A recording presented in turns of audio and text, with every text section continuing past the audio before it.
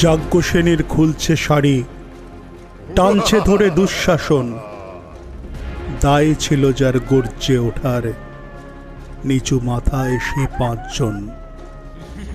দুর্যোধনের নগ্ন উরু, ইঙ্গিতে তার ধর্ষকাম। হস্তিনাপুর দেখছে বসে, ধ্বস্ত হতে তার সুনাম। অন্ধরাজা সিংহাসনে আর্ত চেঁচান বৌমা তার, নিজের দলের নির্যাতনে সব রাজা হন নির্বিকার। কর্ণ বসে হাসছে হাহা, রাজার দলের লোক তো সে। শর্তবিহীন সমর্থনে তাবৎ আরাম সুখ বসে। ভীষ্ম, দ্রোণ, কৃপ, নীরব, সরকারি লোক হাজার হোক, রাজার কথাই তোমার কথা, তুমি যখন রাজার লোক। খল শকুনি দেখছে সবে, বস্তুত সে ধ্বংস চায়। ঘরের মাটি লাল হয়ে যাক দেশ বিভাগের যন্ত্রণায়। সুশীল সভায় ঘটছে যখন রাজ অপরাধ জঘন্য, ঠিক তখনই তার বিরোধে চেঁচিয়ে ওঠেন বিকর্ণ। বিকর্ণ নন কেউ কেটা লোক, 100 ভাইয়ের একজনা।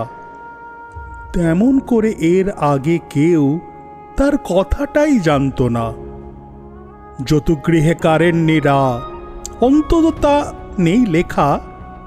ভীমকে যখন বিষ খাওয়ালো তখনও তার নেই দেখা। কিন্তু যখন প্রকাশ্যতেই কাটছে নারীর আব্রু কেউ, স্তব্ধ জিভের চুপ সাগরে বিকর্ণ হন একলা ঢেউ। চেঁচিয়ে ওঠেন রাজার কুমার, যুবরাজের বিরুদ্ধে। মহাবলী পাণ্ডবেরও তখন গলায় সে সুর নেই।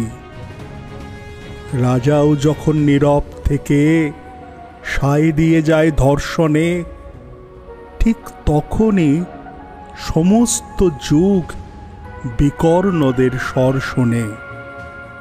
আমরা যারা কিচ্ছুটি নই, একটি মোটে ভোট কেবল, অত্যাচারের সামনে এলে সঙ্গী শুধু চোখের জল।